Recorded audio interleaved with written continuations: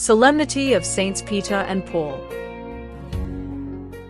The Solemnity of Saints Peter and Paul is a significant liturgical feast celebrated on June 29th, honoring the martyrdom of the apostles Saint Peter and Saint Paul in Rome.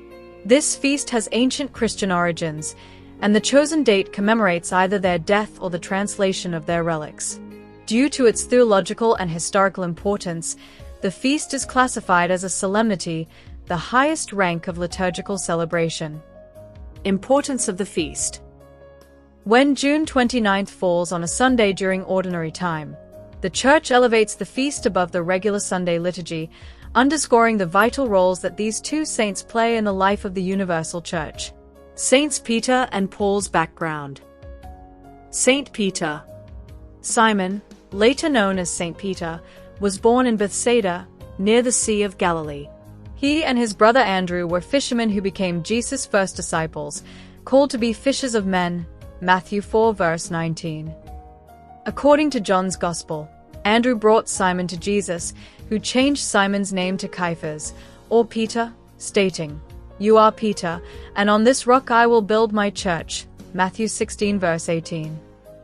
After Pentecost, Peter became the central leader of the Church.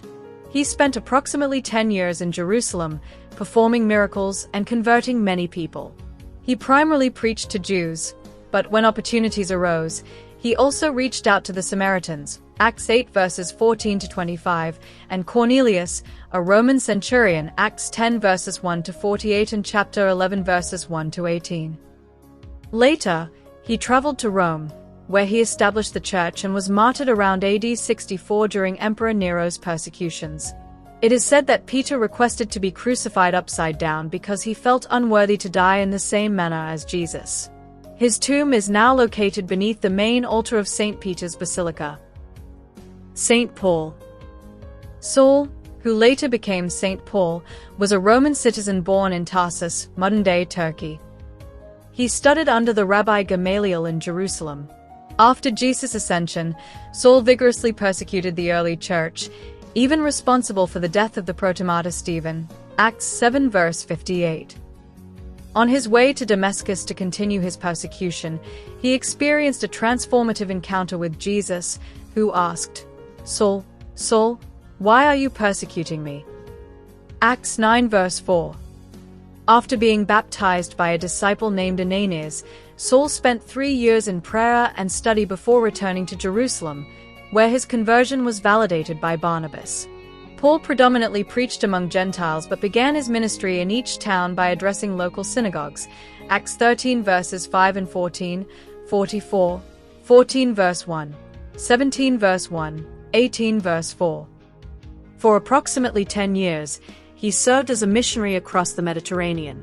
After being imprisoned in Jerusalem for 2 years, he was sent to Rome for trial and is traditionally believed to have been beheaded just outside the city. Legend states that upon his decapitation, his head bounced 3 times, resulting in 3 springs of water, now marked by the Abbey of the Three Fountains. Theological significance. Saints Peter and Paul are often regarded as foundational pillars of the Church. Peter symbolizes the Church's stability and the papal office, representing unity and authority. In contrast, Paul embodies the Church's mission of evangelization and serves as its first theologian, contributing significantly to the New Testament through his epistles. A prevailing tradition suggests that both saints died on June 29th, portraying them as twin martyrs. This dual martyrdom serves as a reminder that while the Church remains anchored in ancient truth, it must continue to grow and deepen its understanding of the mysteries of faith. Celebration of the Solemnity. The Feast of Saints Peter and Paul is celebrated as a solemnity, the highest rank of liturgical celebration. In regions such as Rome, it is even designated as a public holiday. The day features special masses and includes the traditional blessing of the pallium, a woolen band worn by metropolitan archbishops, symbolizing their unity with the Pope. Artistic depictions and traditions often illustrate Peter and Paul embracing, highlighting the themes of reconciliation and shared mission principles that the Church continues to embrace today.